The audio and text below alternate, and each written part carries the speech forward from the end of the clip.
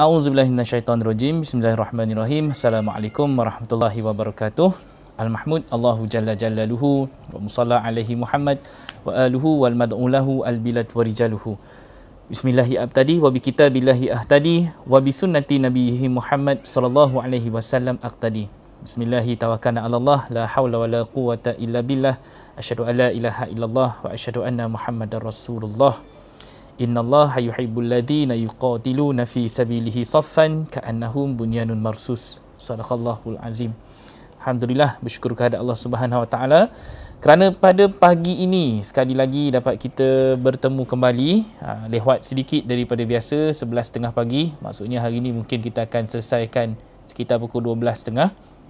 Mohon ampun dan maaf kerana ada urusan-urusan melibatkan urusan kerja dan komitmen kerja. Jadi pada pagi ni kita akan sambung topik perbincangan kita daripada episod semalam. Mudah-mudahan kita doakan semoga kelas pada hari ini tidak ada sebarang gangguan dan juga sebarang masalah teknikal lagi, insya-Allah. Mudah-mudahan begitulah harapnya. Dan hari ini saya minta semua orang fokus, kerana fokus yang saya nak, kalau boleh kita bagi komitmen kita mungkin 150%, extra 50% daripada sebelum ni. Kerana hari ini kita nak menjelaskan satu topik yang nak mengajak kita semua berfikir macam mana kita nak mengembalikan semula satu sunnah yang telah hilang daripada sunnah-sunnah para rasul yang terdahulu, dan benda itu nak dimasukkan ke dalam keluarga kita. Apa strategi kita sebagai ibu bapa untuk ikut sunnah Rasul Ulul Azmi? Rasul Ulul Azmi ni simple, dia ada 5 sahaja Rasul Ulul Azmi yang disebutkan dalam Quran. Yang pertama kita ada Nabi Nuh, kemudian Nabi Ibrahim, ada Musa, Isa, dan kemudiannya ada Nabi Muhammad.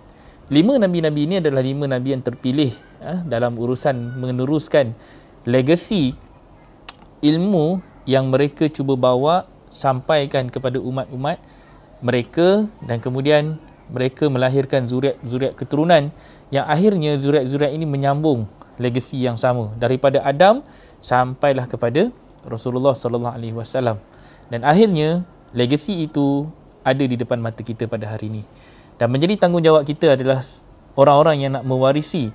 Dan sebagai pewaris keturunan Nabi, bila disebut keturunan Nabi ni kena faham Bani Adam. Dia ada Nabi Adam, dia ada Bani Adam. Jadi kita ini adalah keturunan anak cucu Adam. Kita ni adalah Bani Adam. Yang mana tanggungjawab dan amanah yang sama yang digalang oleh nenek moyang kita terdahulu dalam urusan-urusan agama adalah tanggungjawab kita juga untuk kita sambung. Dan kita menjadi orang yang kena jelas apa misi dan visi yang akan kita lakukan, laksanakan sebagai seorang umat Islam. Menjadi amanah dan tanggungjawab kita untuk kita kenal pasti masalah yang ada di depan mata kita. Masalah kita adalah kita tak kenal masalah. So kita nak kena belajar mengenal masalah. Antara masalah kita sendiri sekarang ni yang paling besar adalah kita mengabaikan Al-Quran. Pegang betul-betul tu, surah 25 ayat 30 bila Nabi kata kaumku mengabaikan Al-Quran. Benda tu Allah state di dalam Al-Quran. Ayatnya jelas dalam surah Furqan.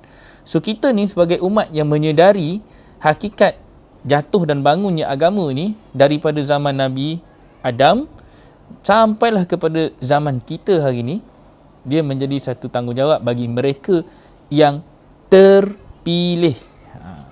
Kena pegang mereka yang terpilih. Mereka yang dalam kategori yang Allah sebutkan dalam Quran, banyak yang mereka mengatakan bahawasanya orang-orang ini adalah daripada kalangan hamba-hamba kami yang kami kehendaki. So Allah memilih siapa yang terpilih dan dia memilih untuk dipilih. Macam mana kita nak buat ayat tu? Allah menghendaki di kalangan hamba-hamba dia. Semalam kita baca satu ayat yang dibacakan dalam surah Al-Fatir, 2 hari lepas kita baca dalam surah Al-Fatir, bahawa diwariskan kitab ini kepada daripada kalangan hamba-hambanya yang terpilih, dipilih daripada kalangan hamba-hambanya. Sebahagian daripada mereka itu adalah orang-orang yang kemudiannya termasuk dalam kezaliman. Kita baca daripada surah 35 surah Al-Fatir ayat 31, kita baca dengan 32. Semalam kita sambung pula, kita baca surah 7 ayat 168. Just untuk nampakkan the connection yang kita kena fahami. Semua ayat-ayat Quran tu ada satu maksud yang nak disampaikan, nak dilontarkan khusus kepada mereka yang berakal. Itu yang Allah nak tujukan. Direct khusus kepada mereka yang menggunakan akal. Afala taqilun, afala yaqilun, afala yatafakkarun. Itu seruan-seruan khusus hanya akan sampai kepada ulul ilmi, kepada ulul albab, kepada orang-orang yang akan mewarisi urusan-urusan perintah ulul amri, dan mereka akan mewariskan apa yang telah pun dibuat strategi dan sunnahnya yang dah ditunjukkan oleh Rasul-Rasul ulul azmi. Bila kita susun benda ni, dan kita akan nampak dia punya guideline, kita sedang mengikuti acuan siapa?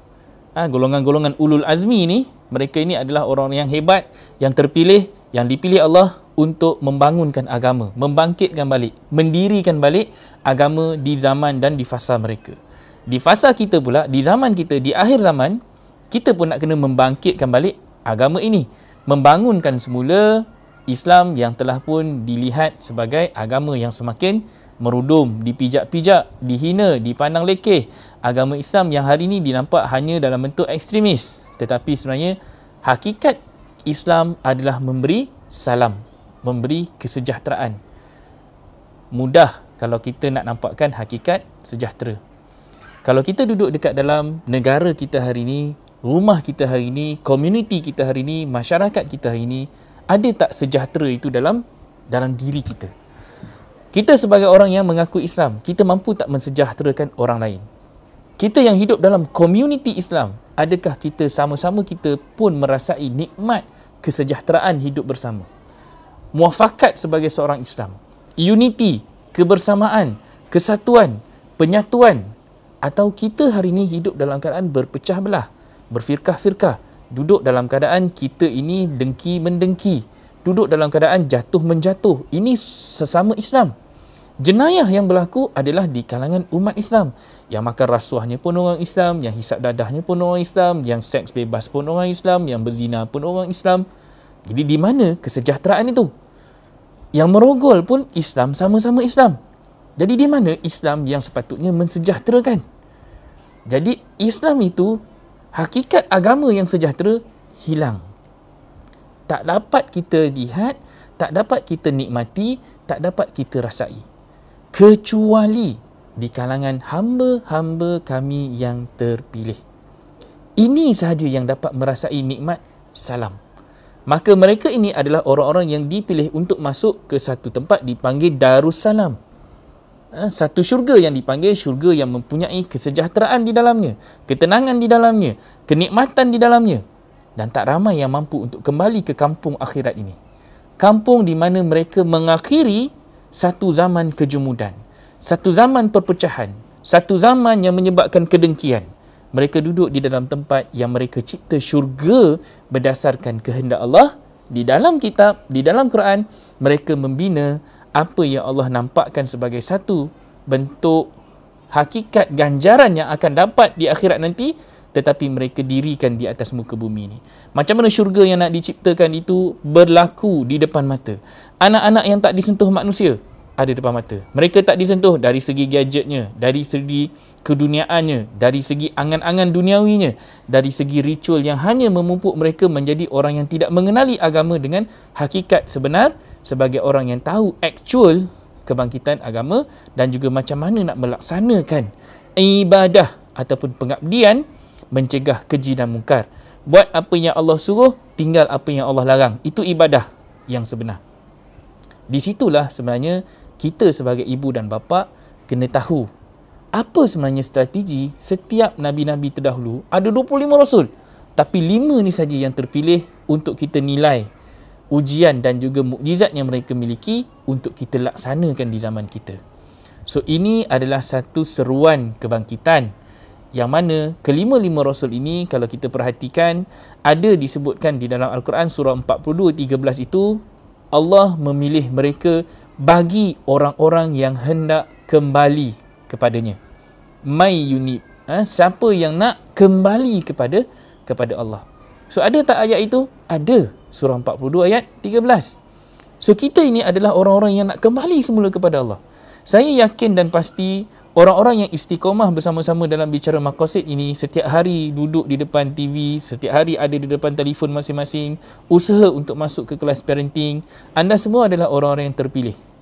Anda semua adalah orang-orang yang memilih untuk berada di dalam kalangan jemaah yang sedang diuji dengan komitmen yang pelbagai. Bukan semua orang tak sibuk. Antara pukul 10 sampai pukul 12. Hari ni 12.30. Pukul 1 lah kita ambil. Ini antara masa yang sangat-sangat penting bagi orang-orang yang sedang bekerja. Dan kita juga mencari jalan. Macam mana kita nak jadi orang yang committed dalam urusan mendidik diri. Dan seterusnya nak mendidik anak-anak. Semua kita ni terlibat dengan urusan dunia.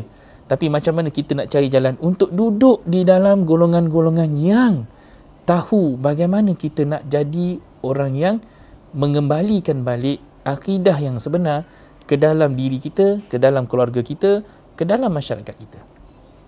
Kalau kita perhati dalam surah 42:13 itu, dengan jelas Allah menyebutkan, dia telah mensyariatkan. Bila Allah telah mensyariatkan, bukan sekadar mensyariatkan saja, dia telah menyediakan jalan. Syarak itu adalah satu jalan. Dia menyediakan kepada kita satu jalan, agama yang telah pun dia wasiatkan, dia redha, dia bagi kepada kita melalui Nabi Nuh, dia bagi kepada kita disampaikan melalui Nabi Ibrahim, diberi dan diwasiatkan sebagaimana disampaikan kepada Nabi Musa, kepada Nabi Isa, dan akhirnya kepada kamu. Yang ketika itu kamu adalah Muhammad. Dan sekarang kita pula adalah kamu yang sama membaca ayat itu, seruan yang sama disampaikan kepada kita bahawa kami wasiatkan kepada kamu untuk apa? Kami wahyukan, kami hidupkan kamu. Kita ni dihidupkan di akhir zaman untuk menyambung legasi yang mereka tinggalkan. Dan kita nak kena buat apa?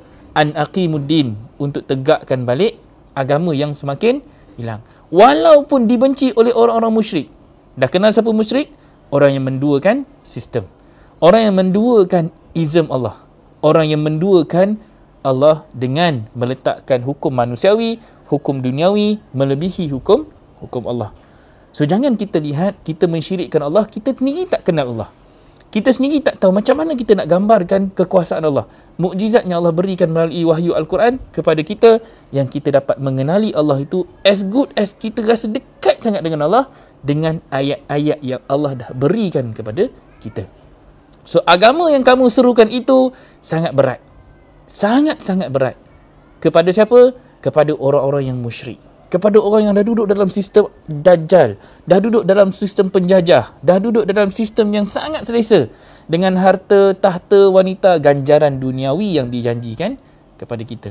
Baca, take note, surah 3 ayat 18, 3:14, 3:15, 3:16, 3:17, 3:18 sampai 3:19. Take note dekat sebelah situ.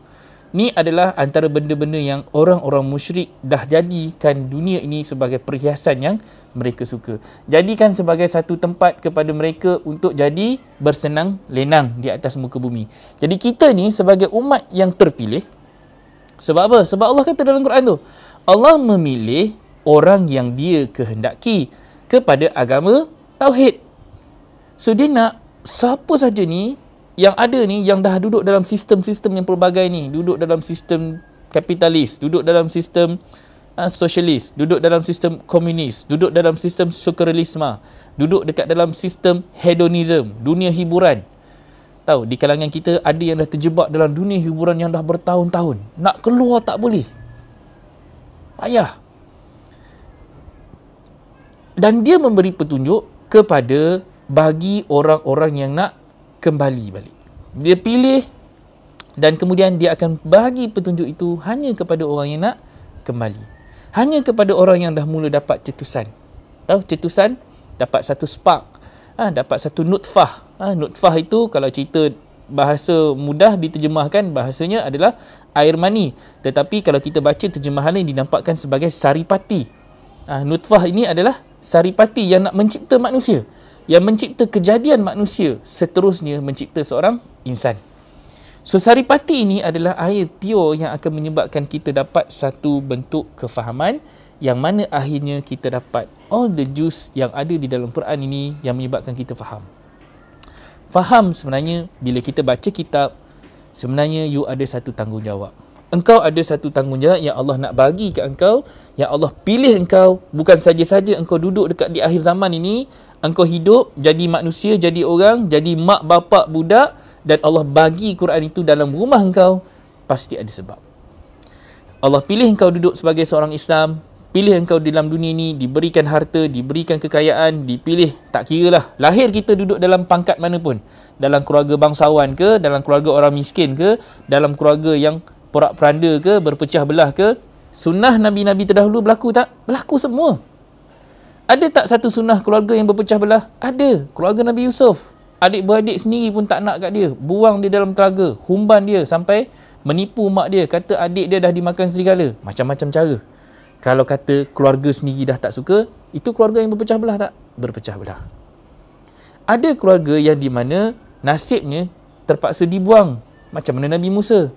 Mak dia terpaksa buang ke dalam sungai, sampai dia sendiri dijumpa dan duduk dalam istana Fir'aun sendiri.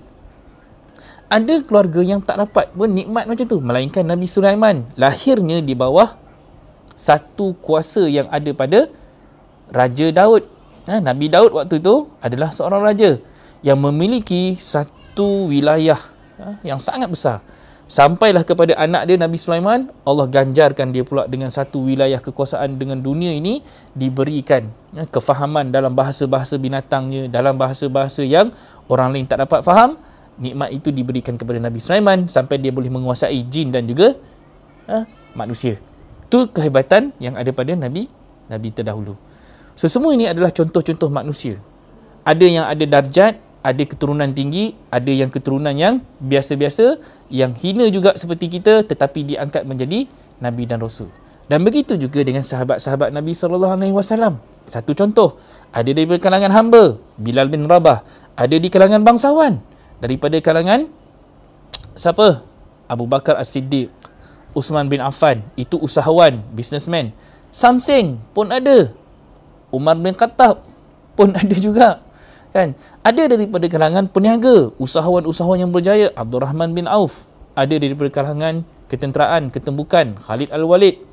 Kan? Semua ini adalah orang-orang yang kemudiannya menyatu di dalam Islam. Tak kisah, regardless siapa mereka, latar belakang mereka. Tapi bila mereka dapat Islam, mereka dapat satu kefahaman, mereka bangkit menjadi orang yang sama rata. Jadi zaman kita pun begitu juga. Dalam zaman Nabi tak ramai ustaz-ustaz. Dalam zaman Nabi tak ramai pun agamawan. Nabi sendiri pun bukan seorang agamawan. Nabi adalah businessman. Tetapi bagaimana Nabi menjadi seorang yang mampu untuk menyampaikan dakwah agama hanya kerana Nabi memahami hakikat dan tujuan hidup sebagai seorang hamba. So kita pun benda yang sama. Jangan rendah diri. Jangan rasa kita tak tahu ilmu agama. Jangan rasa kita tak erti membaca Quran dengan tajuk yang betul. Kita rasa lost, kita rasa putus asa, kita meletakkan Quran itu jauh daripada diri kita. Jangan macam tu.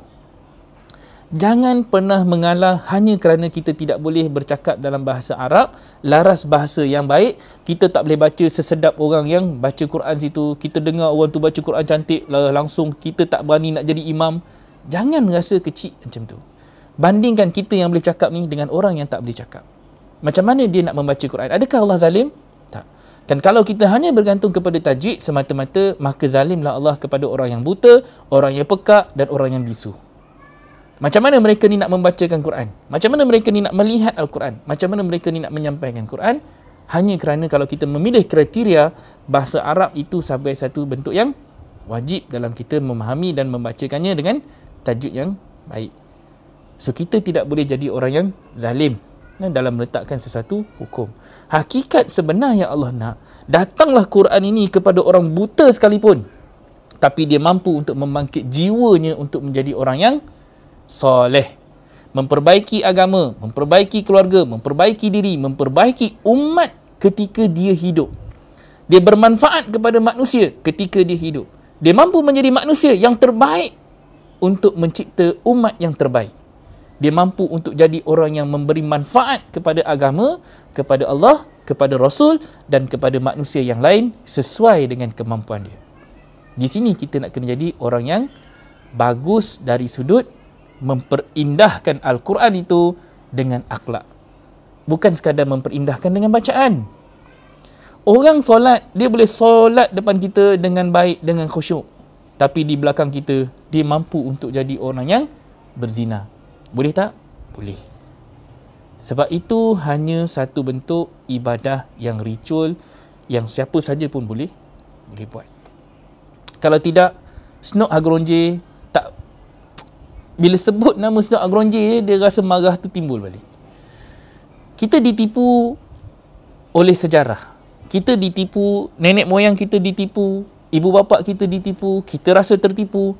Kerana apa? Kerana sejarah yang kita terima menampakkan sosok tubuh manusia yang sangat-sangat jahat memesongkan agama Islam dari dalam.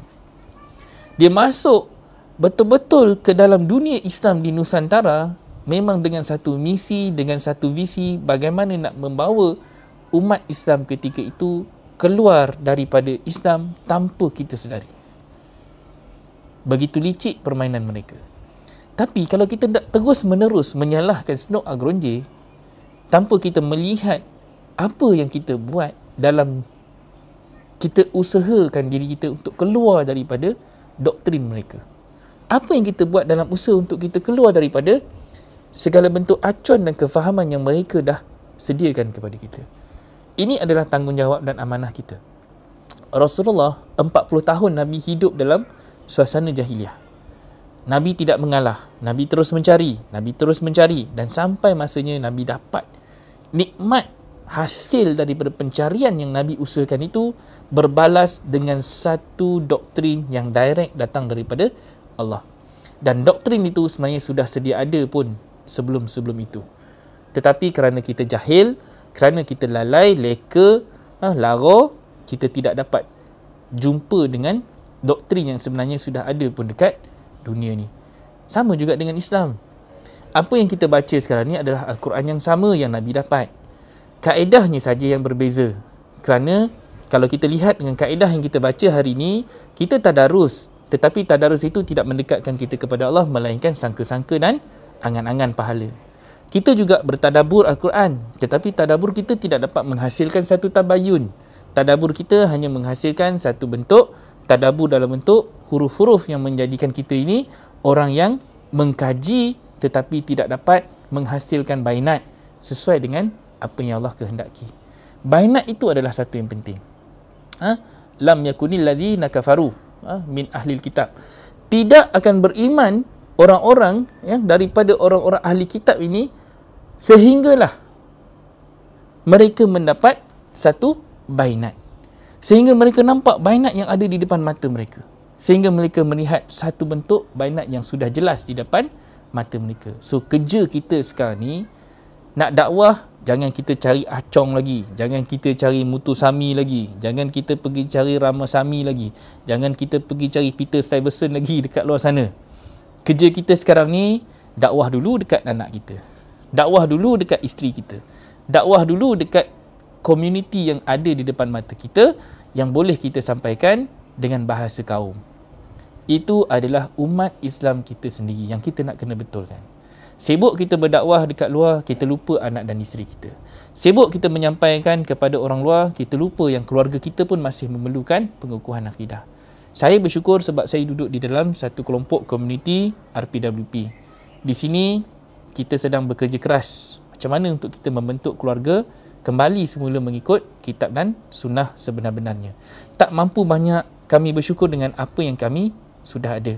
Allah berikan dengan sedikit kefahaman, dengan sedikit acuan, dengan sedikit ilmu yang Allah beri ini pun kami sudah rasa betapa besarnya nikmat Allah menunjukkan satu jalan. Bagaimana untuk kami berjalan di atas muka bumi ini dengan ayat-ayatnya.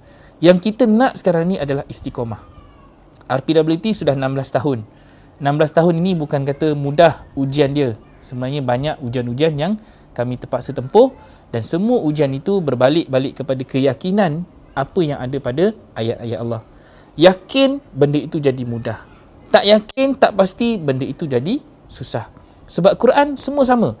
Yang ada dekat dalam rumah korang pun sama, yang ada dekat tangan saya pun sama, yang kita duk buka dalam live ni pun sama.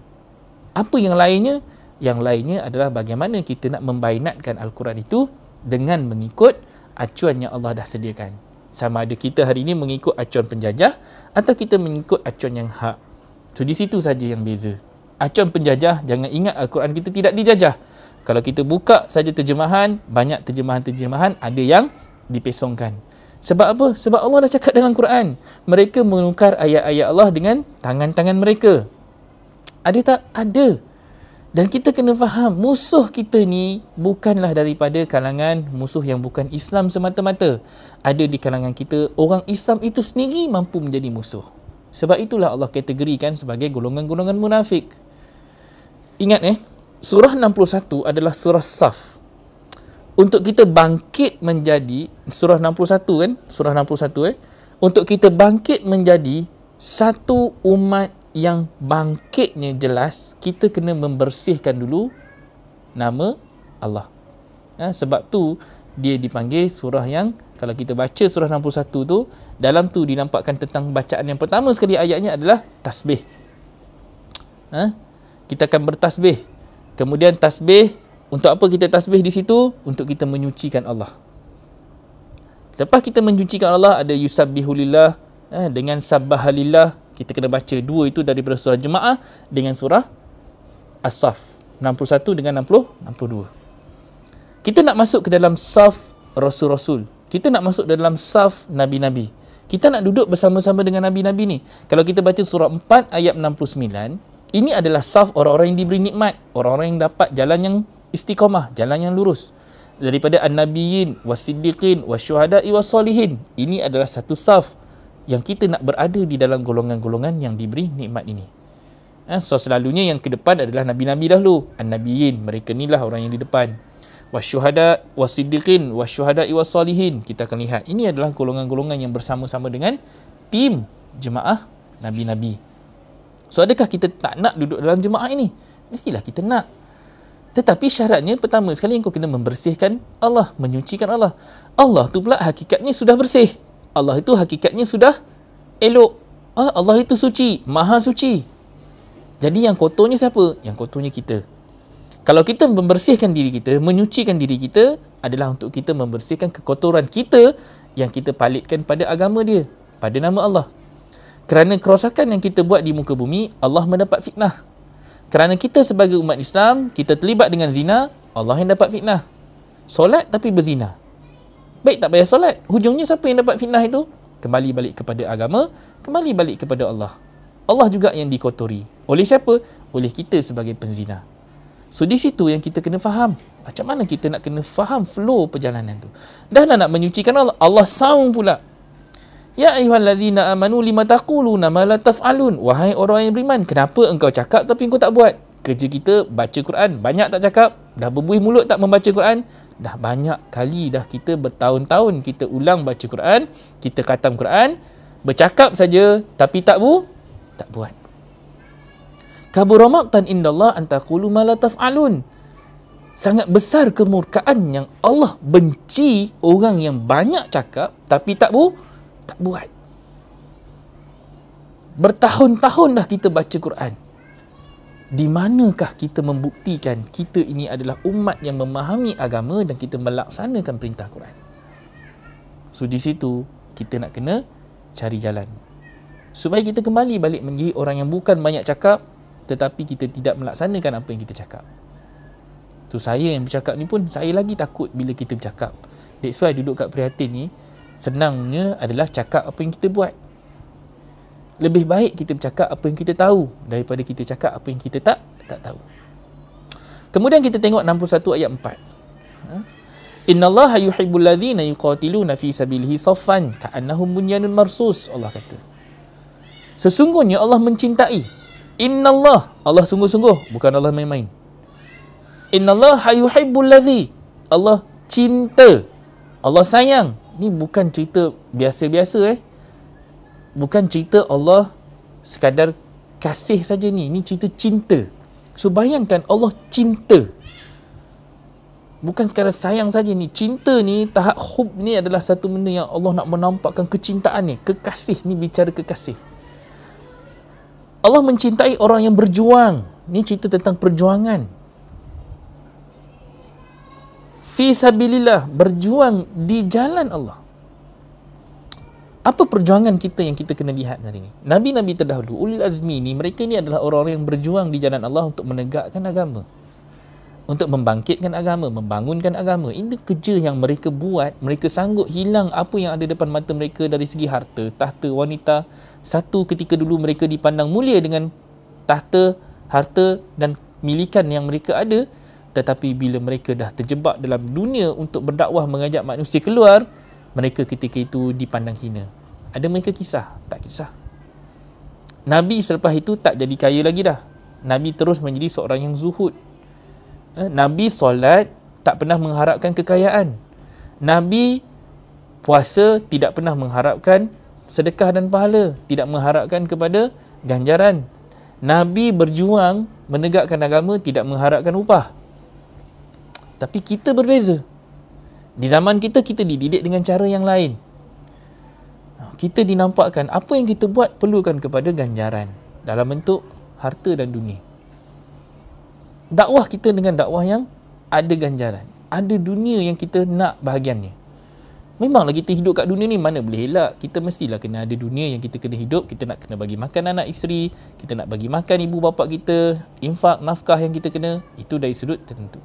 Tapi rezeki yang Allah nak bagi kat kita ni, bagi mereka yang tahu mereka nak menegakkan agama, insya-Allah Allah dah sediakan satu bahagian yang sangat-sangat tinggi. Allah kata apa? Di sisi Allah.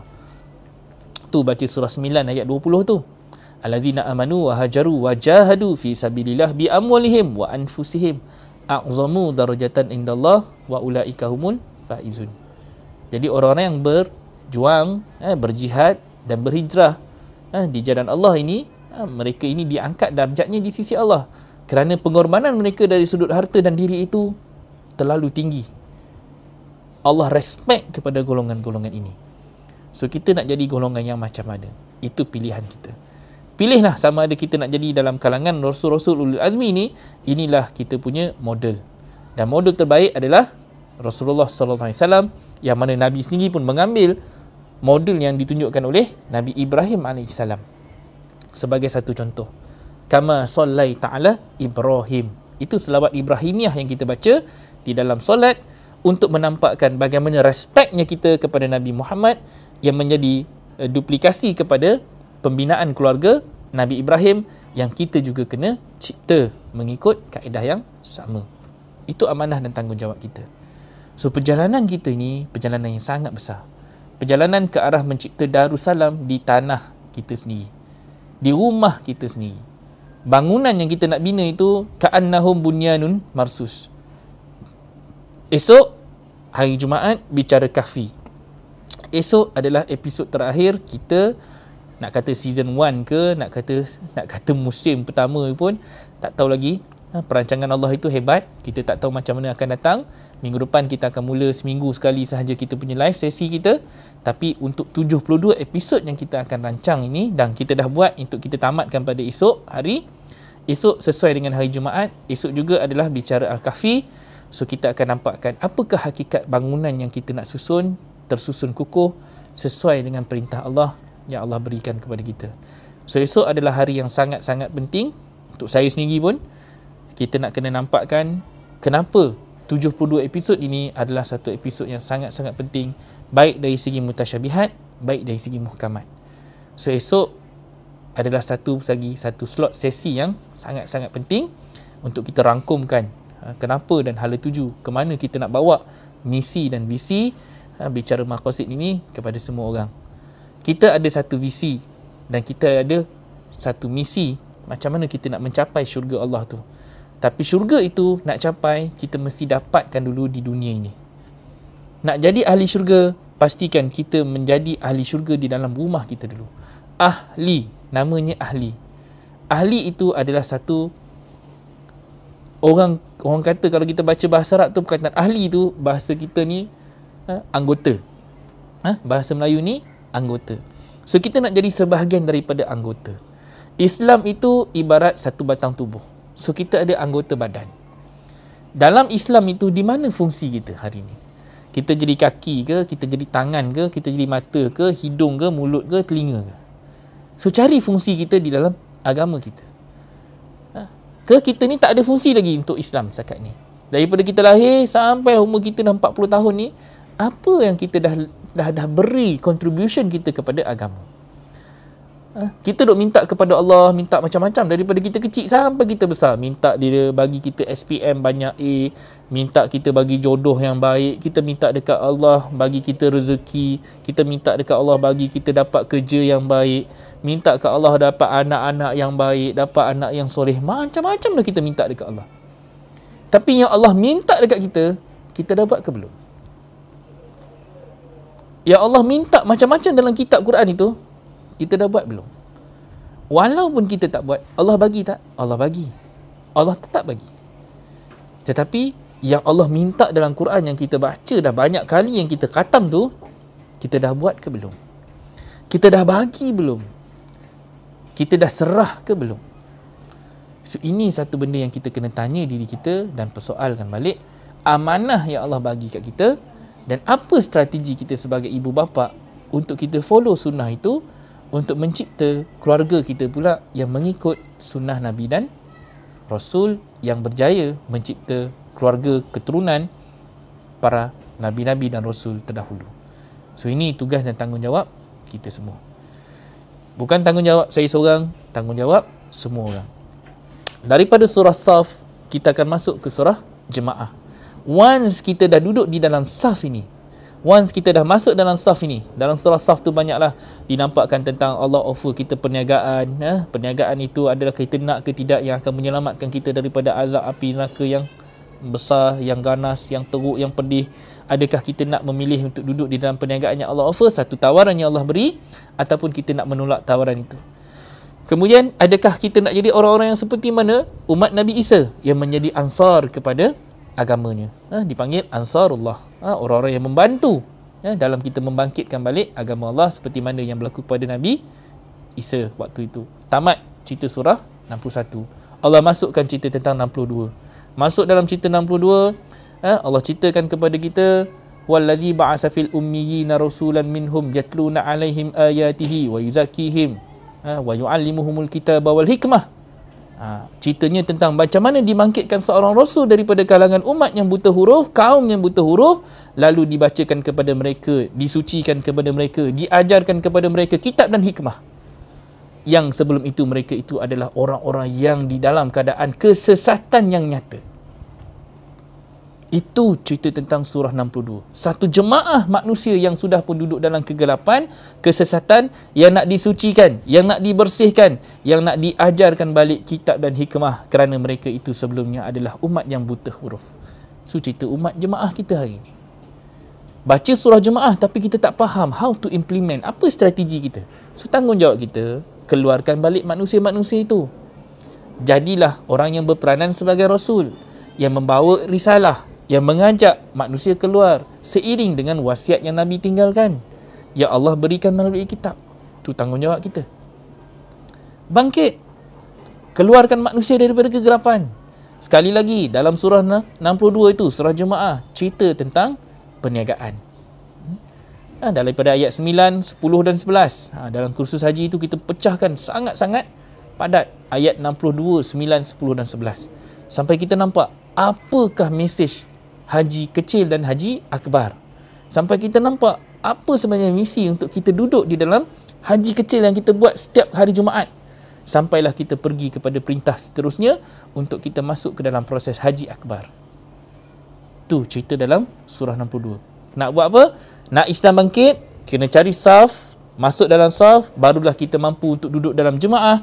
Tetapi kena ingat, dalam manusia ni akan ada golongan-golongan yang akan menjadi golongan-golongan musuh dalam selimut. Sebab tu dalam surah 61, 62 cerita tentang pembentukan jemaah. Surah 63 Allah nampakkan golongan-golongan munafiqun. Tu dipanggil surah munafiqun. Siapa yang akan duduk dekat dalam surah munafik ni? Siapakah yang akan datang sebagai orang yang akan menunjukkan jalan yang salah? Mereka ini ibarat kayu yang bersandar, Allah nampakkan. Mereka ini kalau kita lihat pada wajah mereka, kita lihat pada penampilan mereka, kita lihat pada pakaian mereka, sosok tubuh mereka akan mengagumkan kita. Ya, buka surah 63 ayat 4, Allah menampakkan siapakah golongan munafik itu. Kita nampak cara dia bercakap, kita kagum. Itulah Snok Agronji dah berjaya masuk. Kita kagum dengan pakaian dia, kita kagum dengan penzahiran dia, kita kagum dengan serban yang dipakai, kita kagum dengan fasihnya bahasa Arab yang dibacakan. Fasihnya dia berbicara dalam bahasa Arab, fasihnya Quran yang dibacakan kepada umat manusia Melayu Nusantara ketika itu dekat Aceh. Begitulah Snok Agronji masuk dan kita kagum macam mana dia boleh jadi orang yang memahami agama Islam dengan baik.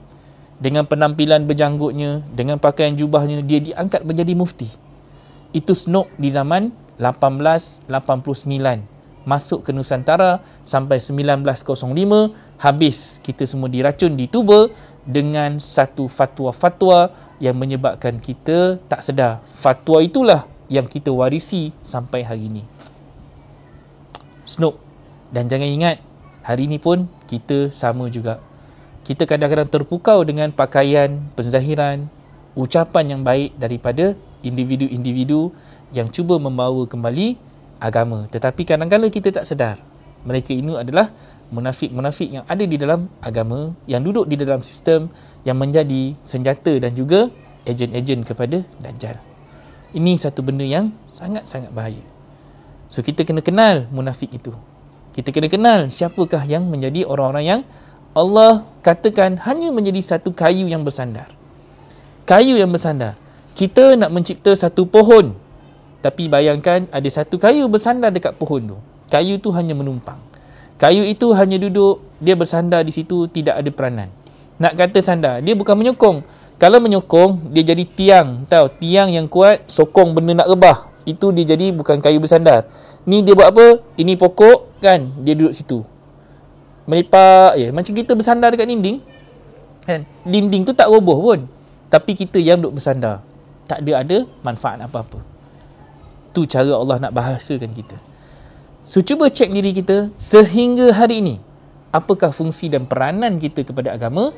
Adakah kita sudah berjaya menjadi satu umat yang tegak, yang menegakkan agama Allah, yang duduk sebagai orang yang menyokong agama Allah? Ataupun selama ini kita hanyalah jadi liability yang bersandar saja pada agama. Kita gunakan nama agama, kita manfaatkan nama agama untuk kita. Kita gunakan agama hanya untuk diri kita, untuk isteri kita. Kan? Nak kahwin, cari Islam. Menghalalkan perkahwinan. Nak isteri hormat kat kita, kita gunakan agama. Jual nama Allah. Kita jual nama agama. Kita jual pahala. Kita jual macam-macam. Hanya untuk mendapat manfaat, benefit dari sudut agama. Itu belum campur lagi. Kan, menggunakan hujah-hujah agama demi untuk kepentingan diri. Itu pun adalah orang-orang yang munafik. Dia boleh jadi tak dalam peringkat individu? Boleh. Dari peringkat individunya, dari peringkat organisasinya, institusinya, sampailah kepada peringkat negara. Semua itu boleh berlaku.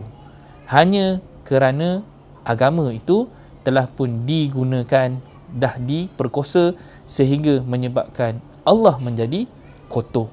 Allah menjadi rosak. Di sini kita kena berhati-hati. Ini benda-benda yang kita nak kena faham.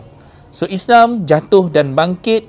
Islam dah bangkit kemudian jatuh balik pun kerana benda-benda macam ni. Benda-benda apa? Kerana kita sendiri yang menyebabkan Islam itu dipandang kotor, dipandang jelek, dipandang hina. Kerana umatnya itu adalah umat yang hina. Okey? Itu kita kena sama-sama fikirkan. Alright? So lihat betul-betul. Kita melihat mereka, kita melihat tubuh badan mereka mengagumkan kita. Ini ada tak berlaku kat kita? Banyak berlaku kat kita. So berhati-hati. Saya harap tak ada orang tengok saya, dia rasa kagum dengan saya. Kita buang kepiah lah. Alright. Okay. So hari ni kita nak sambung. Itu mukadimah saya ini. Mukadimah saya panjang sikit. Berapa minit? 44 minit mukadimah. Itu baru mukadimah. Cuba bayangkan kalau kita duduk bertalaki, 5 jam tak habis rasanya. Okay. So hari ni kita sambung balik ayat. Buka surah 7 ayat 17. Sambung semalam lah 169 ya. Tengok. Saya nak kena kita share skrin sekejap. Minta maaf lah kepada semuanya. Harap-harap jangan bosan. Saya rasa saya cakap tadi tu tak ada break. Saya cakap straight je, terus saja. Kalau sempat tulis nota, sempat lah ya. Kalau tak sempat, saya minta maaf. Tapi itulah, kita semangat nak sampaikan sebab saya rasa masa kita sangat terhad. Kita cuma ada 1 jam sehari, 1 jam sahaja allocation masa yang saya dapat berikan. Di situ pun saya mohon ampun dan maaf kalau kata termakan masa anda semua, kerana sebenarnya kita semua adalah orang-orang yang sibuk. Tapi kadang-kadang kita tak tahu pun kita ni sibuk apa dekat atas dunia ni. Okey. So kita sambung dengan ayat 69. Okey, kita tengok 69 dulu. Apa Allah kata? Semalam kita dah baca kan? Ayat 68. So kita baca 69. Maka datang daripada sesudah mereka pengganti yang mereka warisi kitab dan mengambil mereka harta ini lebih rendah dan mengatakan akan diampuni bagi kami, dan jika datang kepada mereka harta benda yang sebanyak itu, mereka mengambilnya. Ini yang saya nampakkan tadi. Kita ini adalah umat-umat yang mewarisi agama. Dalam agama itu kita mengambil Al-Quran ini, kita mengambil kitab ini dengan harga yang rendah. Kita pandang macam tak ada apa-apa je.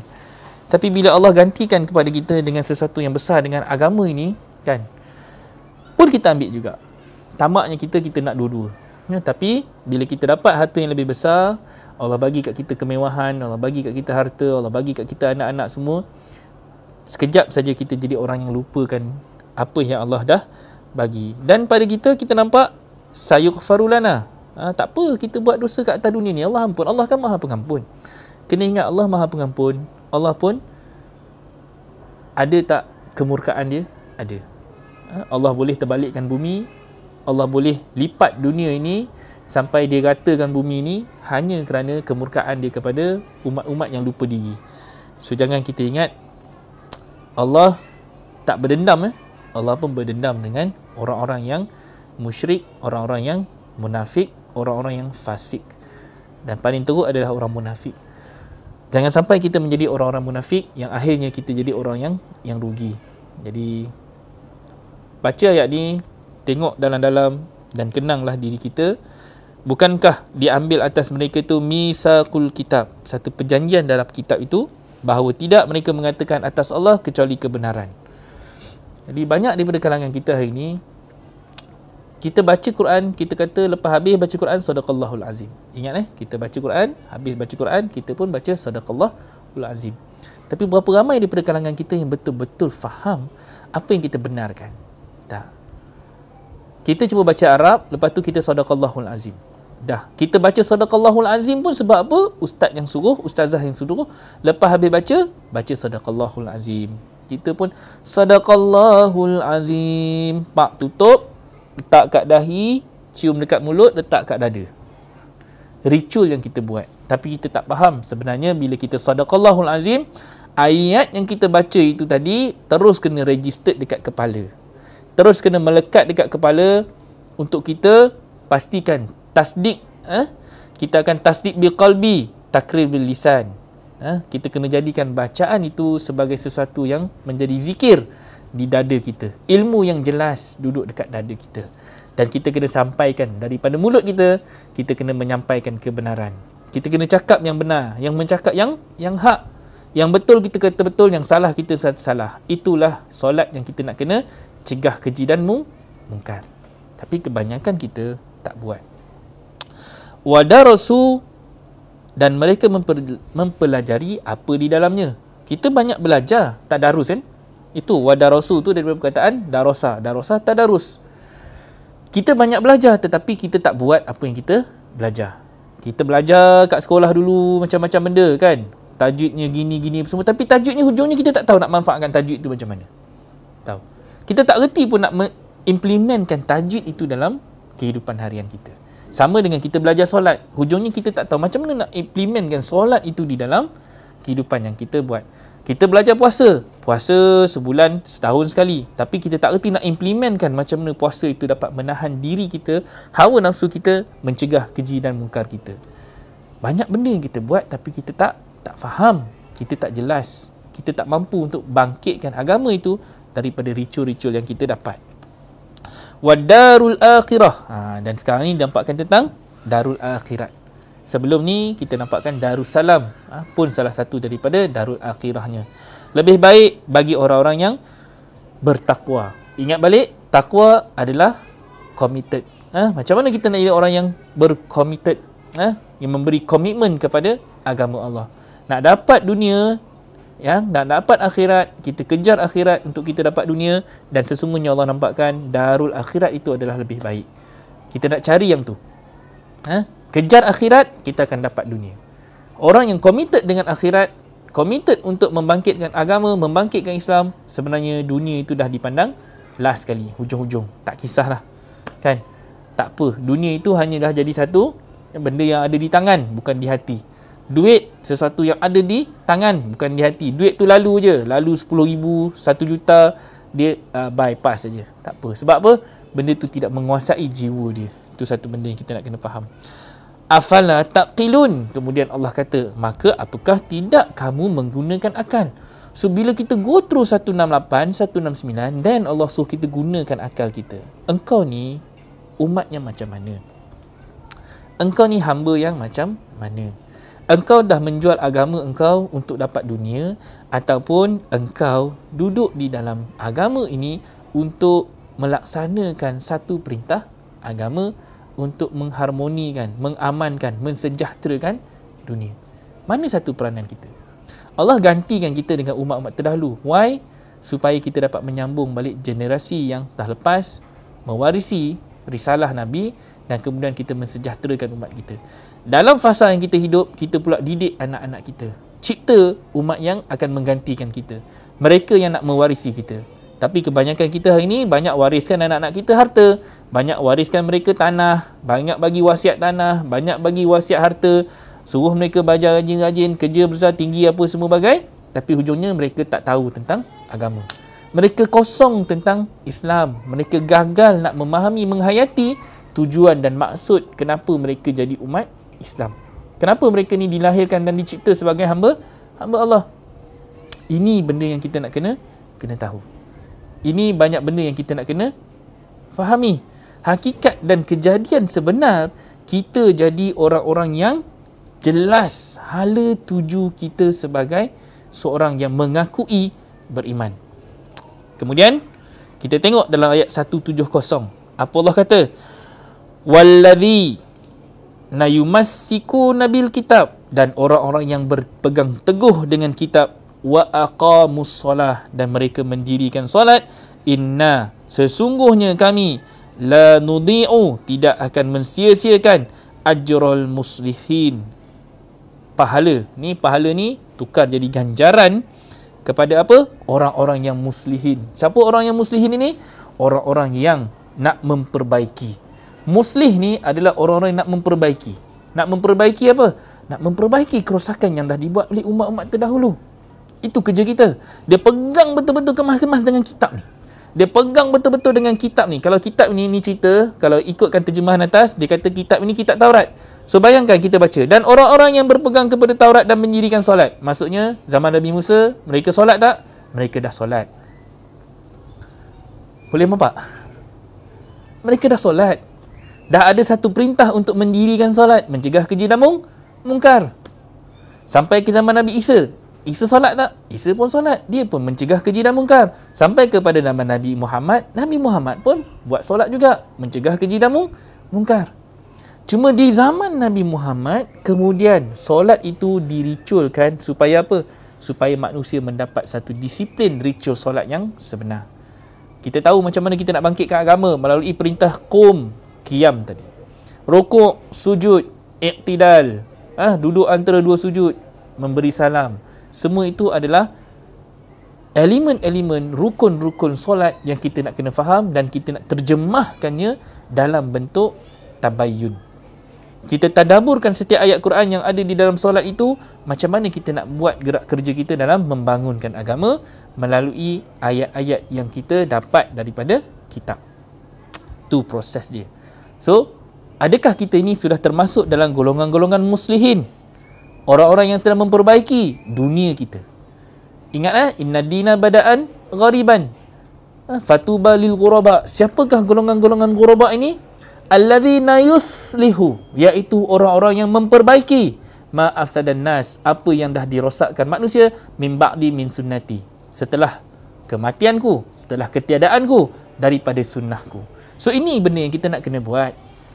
Apa dia? Jadi orang-orang yang mukhlis, mukhlisin alahuddin, dan juga orang-orang yang muslihin, orang-orang yang bukan sekadar mukhlis, khalas, menyerahkan apa saja untuk agama, dan dia juga menjadi orang-orang yang memperbaiki sistem-sistem yang dah dirosakkan manusia. Itu kerja kita yang kena buat. So Allah tak sia-siakan? Allah tak sia-siakan. Pasti Allah beri ganjaran kepada kita.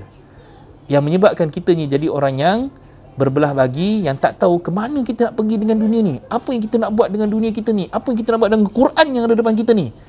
Dan kita jadi orang yang rugi. Yuwaswisu fi sudurin nas, bisikan-bisikan keduniaan, bisikan-bisikan yang mengajak kita pergi keluar daripada skop agama ni pasti ada. Wajib lagi fardu, setan itu akan menyesatkan kita. Jangan cari setan yang gaib, carilah setan yang kita nampak. Siapa setan dia? Tak lain dan tak bukan manusia itu sendiri. Okey? So kita tengok kat situ. So baca ayat seterusnya. Ayat 171. Belajarlah. Okey, tengok 171. Waiz, dan ketika natakna, kami goncangkan satu gunung jabal, fauqahum, di atas mereka, ka'annahu, seakan-akan zullatun, naungan, wa zannu, dan mereka mengira annahu, bahawa waqi', dia akan jatuh, bihim, kepada mereka. So waktu ini kita dah mula kena sedar diri. Kita dah kena mula goncang. Goncang apa? Goncang kita punya kefahaman dunia kita ni. Aku ni sekarang ni duduk kat dunia ni, aku tengah buat apa ni? Goncang diri kita, bangkit. Nabi tu kan, dia dipeluk, dia digoncang oleh malaikat, dipeluk oleh malaikat. Sebab apa? Sebab nak bagi sedar. Kita ni duduk kat dunia ni ada kerja tak? Ada kerja. Kita jangan main-main. Sebab tu Allah tanya, apakah aku cipta kamu ni untuk main-main? Goncang diri kita. Goncang anak-anak kita. Kejutkan dia daripada bangun tidur. Kejutkan isteri kita. Kejutkan anak-anak kita. Keluarga kita. Goncang. Sekali-sekala kita kena goncang iman kita ni. Kita ni betul ke kita ni beriman dengan Allah ni? Nak beriman dengan Allah, kena tengok kitab. Nak beriman dengan malaikat, kena tengok kitab. Nak beriman dengan Rasul, kena tengok kitab. Nak beriman dengan hari kiamat, tengok kitab. Nak beriman dengan qada dan qadar, tengok kitab. Sekarang ni kitab ni kita faham ke tidak? Kita yakin ke tidak? So kalau kita tak beryakin dengan kitab, kita ni tak beriman lagi dengan kitab. So kalau tak beriman dengan kitab, dia dah gugur satu iman. Islam ni tahu, bukan 100 tolak 1, 99. Islam 100 tolak 1, 0. So kalau iman ada, rukun iman ada 6, kita tak yakin dengan kitab, tak reti baca kitab, tak faham kitab, maka satu benda dah gugur.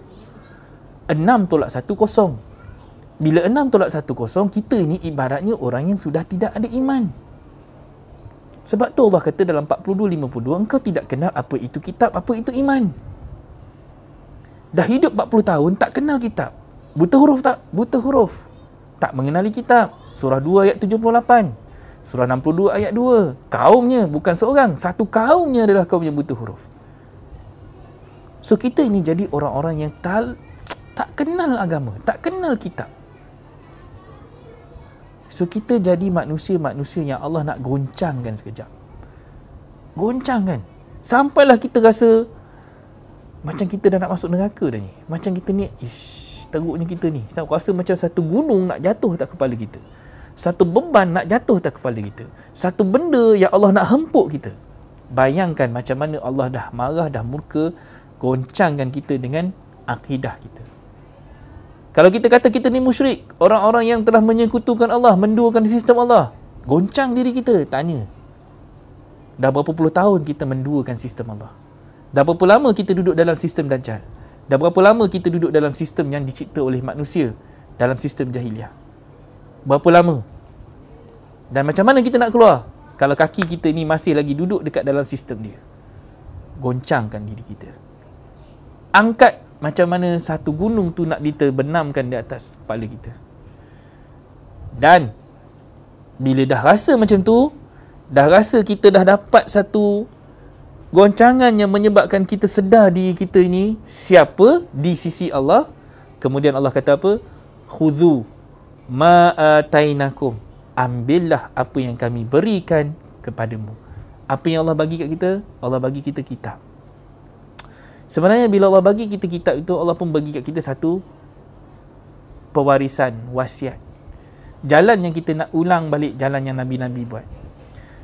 Sebab tu Nabi Muhammad ketika umur 40 tahun, Nabi dapat benda ni, Nabi berada dalam keadaan terkejut.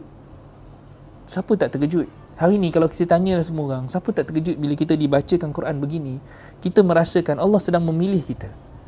Allah sedang memberi peluang kepada kita untuk kita kembali balik kepada Dia. Allah bagi satu nikmat untuk kita memahami sebenarnya engkau ini adalah bangsa umat yang terpilih yang nak dilaksanakan satu amanah ke atas engkau untuk mengubah manusia, memperbaiki balik apa yang manusia dah rosakkan. Sistem yang telah merosakkan kita, kita tak nak teruskan, kita nak baiki balik. Kita nak jadikan balik sistem itu sistem yang lebih baik untuk siapa? Anak cucu kita. Goncang benda ni. Jangan kita tak goncang. Goncang akidah anak kita. Balik rumah tanya, kau faham tak Islam tu apa? Kau kenal tak iman tu apa? Kau kenal tak kitab tu apa? Kau reti tak apa dalam Quran tu? Kau faham tak apa yang kau baca Quran tu? Goncang dia. Kalau kita tak goncang, dah kita tengok anak kita main game, kita tak rasa anak kita tu buat dosa. Sebab kita tak rasa dia berdosa. Kita tengok anak kita pergi tengok wayang, kita tak rasa itu satu benda yang salah. Kita tak digoncangkan dengan dosa itu. Kita mengumpat, kita tak rasa itu satu dosa. Kita tengok blue film, kita tengok pornografi, kita tengok video lucah, kita tengok benda berlaku depan mata kita, zina yang ada depan mata kita, kita rasa dah benda ni normal. Tak digoncang dengan benda tu.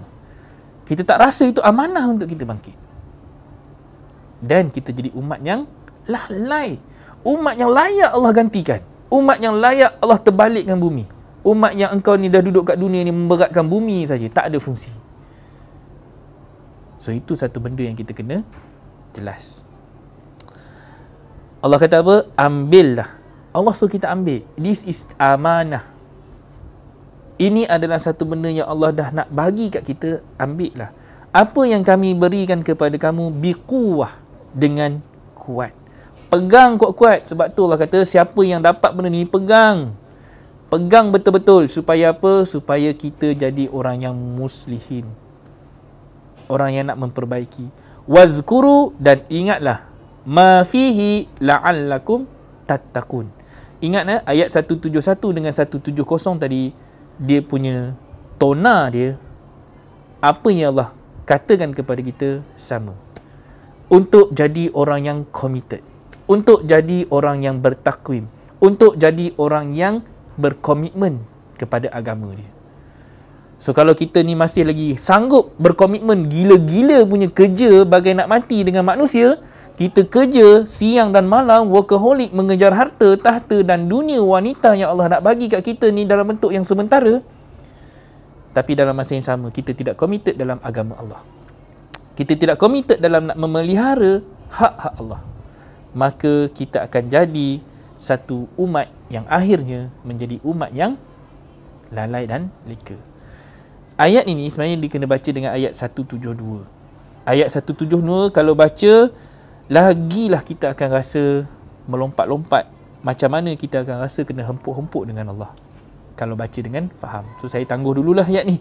Mungkin kita akan bacakan esok insya-Allah. Kalau ada rezeki, mudah-mudahan Allah berikan rezeki kepada kita untuk kita mendapat kefahaman daripada ayat yang dibacakan insya-Allah. Saya pun tak berniat untuk memanjangkan lagi. Esok kita simpan untuk kita masuk dalam topik sains Ashabul Kahfi. Hadam dulu apa yang disampaikan pada hari ini. Saya harap ramai yang menonton pada hari ini dapat manfaat daripada ayat-ayat yang dibacakan. Ambil peluang bila Allah memilih kita. Sebab tak semua orang akan mendapat hidayah daripada Al-Quran ini. Dia bukan macam kita keluar pergi dapat hadiah daripada orang. Dia bukan macam kita tiba-tiba saja ada orang nak bagi kat kita satu benda yang kecil. Ni satu benda yang sangat-sangat besar. Once Allah dah memilih kita, Allah memimpin kita, Allah bagi kat kita jalan, so berpegang teguhlah kepada jalan itu. Itulah habuan kita. Siapa yang mendapat hidayah, maka hidayah itu untuk dia. Siapa yang memilih kesesatan, maka kesesatan itu bagi dia. Itu pun Allah sebut dalam surah lain, surah 17 ayat 15. Allah kata macam tu. So kalau kata kita tak tahu kita ni sebenarnya duduk di jalan mana, kita ini adalah golongan yang mana, kita sebenarnya duduk dalam kelompok yang mana, so maka kita ni akan jadi orang yang rugi. Baca, bukan sekadar baca, faham apa mesej yang ada dalam Al-Quran, untuk kita reflect diri kita, kenal siapa kita di atas muka bumi ni, dan tujuan penciptaan kita untuk dunia yang sebenar. Kita ni bukan orang yang biasa-biasa. Once kita dah jadi orang yang mengaku beriman, mengaku Islam, sebenarnya ada satu amanah yang Allah berikan kepada kita. Amanah yang sangat berat. So esok, episod terakhir, saya akan rangkumkan mutasyabihat dia selama 72 episod ini, untuk kita nampakkan ke mana kita nak pergi, dan kita nak kena kenal nama-nama yang Allah dah beri kepada kita. So dalam status saya tu, dalam description yang kita kongsikan, sebenarnya ada satu link kepada kelas-kelas kita pada hari Sabtu dan Ahad ni. Dan saya harap conclusion yang kita buat sepanjang minggu ni, untuk kita masuk dalam program 5 dan 6 hari bulan ni, kita dapat manfaatkannya, kita dapat jadikannya sebagai satu program yang sekali lagi akan membuka minda kita, membelah dada kita, memperlihatkan kepada kita sisi-sisi yang wajib kita fahami dari sudut ayat-ayat Allah, yang nak kita bangkit sebagai seorang yang menjadi pewaris kepada agama ini. Agama yang Nabi wariskan kepada kita sebagai satu amanah dan tanggungjawab untuk kita laksanakan pula di zaman kita. Islam hari ini, kalau kita tengok depan mata kita sendiri, dengan zinanya, dengan rogolnya, dengan jenayahnya, dengan segala macam masalah akhlaknya, semua itu adalah gambaran Islam yang kita faham pada hari ini. Dengan berbagai-bagai mazhab yang berpecah belah, golongan-golongan yang hari-hari bergaduh hanya tentang isu-isu yang furuk, hanya melibatkan isu-isu yang khilaf, tetapi di situlah kita punya pemikiran yang kita kena tahu. Umat Islam yang sebenar-benarnya ibarat buih hari ini, ibarat kata Nabi. Ramai, tapi semuanya tidak mampu untuk membersihkan. Buih macam mana kita nak menyucikan? Buih kita tak boleh nak minum airnya. Tapi kalau kita ni ramai, kita ni macam air itu boleh menjadi satu yang boleh membersihkan, menyucikan kita, menjadikan kita ini golongan-golongan yang dapat nikmat macam mana kita nak berada kekal sebagai orang yang lurus, bersambung sinah dan sanadnya, hubungannya dengan Nabi-Nabi yang terdahulu, insyaAllah. Okay, kita jumpa 5 dan 6 hari bulan. Seruan saya kepada sahabat-sahabat semua, war-warkan, tolong kongsikan, panjang-panjangkan program 5 dan 6 hari bulan ini kepada kawan ke, grup-grup family ke, kepada sahabat-sahabat ke, siapa saja ke. Kerana ketiga-tiga kelas ini kita akan nampakkan, pertama dengan kita kenal nama-nama, macam mana daripada nama-nama itu kita nak fokus kepada satu nama, iaitu nama Allah tu sendiri yang disebut dalam basmalah, dalam Bismillahirrahmanirrahim, Al-Fatihah. Kita akan nampakkan sains Fatihah itu. Kemudian kita akan terus masuk kepada hari yang kedua, hari Ahad. Kita akan nampak implementation yang akan kita buat daripada bacaan yang kita dapat dalam Fatihah di dalam keluarga yang kita nak kena bina sebagai sebuah keluarga yang menjadi syurga, rumahku, syurgaku di atas muka bumi ni. Mohon untuk sama-sama kongsikan, lebih ramai, lebih baik. Itu satu peluang dakwah, seruan yang kita mampu sampaikan. Saya sendiri mewakili Rumah Pengasih Warga Prihatin. Sebenarnya kita ada satu misi dan visi yang sangat-sangat besar, macam mana kita nak sama-sama membentuk parenting ini untuk lahir keluarga Islam di dalam setiap rumah yang ada, dengan menjadikan Al-Quran itu sebagai manual, kitab, buku teks yang mampu untuk mencipta sebuah nukleus yang sebenar-benarnya kembali balik kepada aturan dan peraturan rububiyah yang Allah kehendaki sebagaimana yang Nabi tunjuki, insya-Allah. Itu saja harapan kami. Mudah-mudahan Allah permudahkan jalan kita, Allah permudahkan dakwah kita, seruan kita kepada ahli keluarga kita, insya-Allah. Itu saja daripada saya. Mohon ampun dan maaf sekiranya ada yang terkasar bahasa, tersalah cakap, terkucil di mana-mana. Saya juga manusia biasa, bernafsu dan ada kesilapan.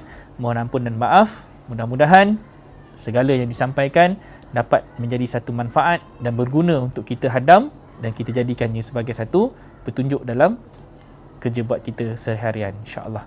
Haza wallahu yar'ana wa yahfazuna. Walhamdulillahi rabbil alamin. Assalamualaikum warahmatullahi wabarakatuh.